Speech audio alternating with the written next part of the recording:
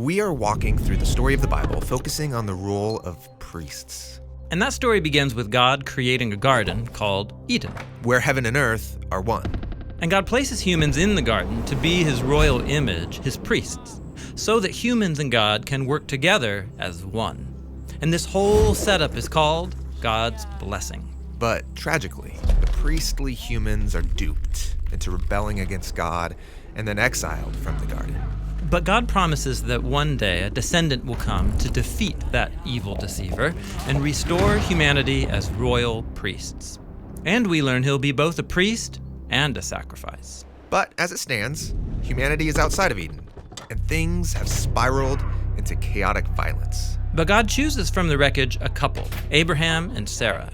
And God calls them to journey to the land of Canaan, and he promises to give them a huge family and all the blessings of Eden. Now, the blessing isn't just for them. The goal is that God's blessing flows through their family out to all the nations. And so that makes Abraham's family like a priesthood. So is Abraham that royal priest we've been hoping for? Well, no. But Abraham does meet a mysterious figure who reminds us of that promised royal priest. And who is this? Well, Abraham is returning victorious from a risky battle, and he passes by the city of Shalem, and this king comes out to meet him. And we're told that this king is also a priest who serves the same God that Abraham does. Ah, yes, Melchizedek. This man's a mystery. We don't know why he worships Abraham's God. We don't even know his family lineage. Exactly. But here's what happens. Melchizedek brings this great feast out to Abraham and his army, and then he gives God's blessing to Abraham, saying God is the one who gave him this victory over his enemies. Then Abraham gives Melchizedek 1/10 of everything that he has, and that's the story. So, what is it all about? Well, Melchizedek is the king and the priest of Shalem, which is an ancient name short for Jerusalem. Jerusalem, which will later become the capital of Abraham's future family, where the temple is built. And that 10% that Abraham gives Melchizedek, that's just like the 10% Israelites will later give to honor the priests who work in the temple. Exactly. And so here is Abraham, the father of the Israelites, and he's honoring a royal priesthood that existed long before Israel's temple or their priests. Ah, Melchizedek. Yeah, he's super important, and we'll come back to him when we get to the story of David. Okay, back to Abraham. We find out that he and Sarah are unable to have kids, and they're really old, so how are they going to have a family? Well, they scheme up their own plan.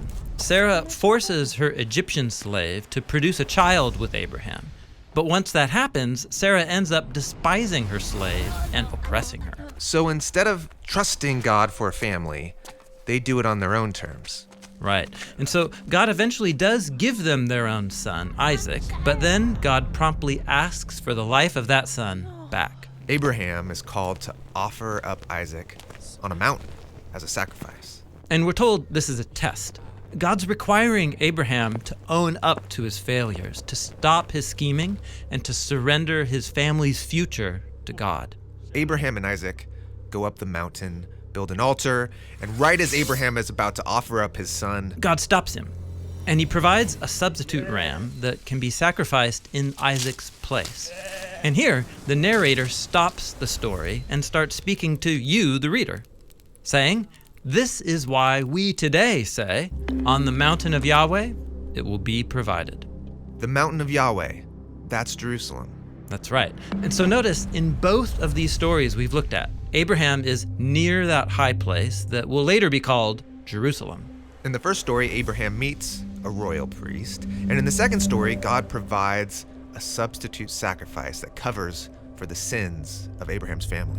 Yes, and both of these stories point forward to the need for a future royal priest who will also become a sacrifice for the sins of Abraham and his family. From here, Abraham's family grows to become an entire people, but they eventually end up as slaves in Egypt.